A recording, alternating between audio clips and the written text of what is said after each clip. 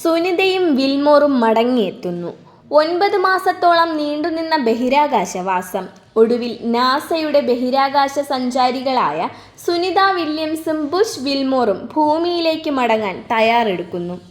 നാസയുടെ space X crew 10 മിഷന്റെ ഭാഗമായി 4 സഞ്ചാരികൾ നിലയത്തിലെത്തി. ഒരാഴ്ചയ്ക്കു ശേഷം സുനിതയ്ക്കും വിൽമോറിനും മാർച്ച് 19 മടങ്ങാനാകുമെന്നാണ് പ്രതീക്ഷ.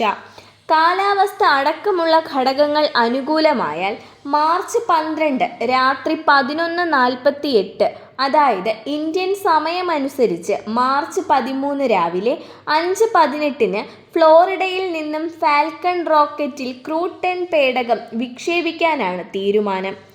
മനുഷ്യനെയും വഹിച്ചുകൊണ്ടുള്ള ബോയിങ്ങിന്റെ ആദ്യ പരീക്ഷണ ദൗത്യത്തിന്റെ ഭാഗമായി സുനിതയും വിൽമോറും ബഹിരാകാശ നിലയത്തിലേക്ക് 2024 ജൂൺ 5 യാത്ര തിരിച്ചത്.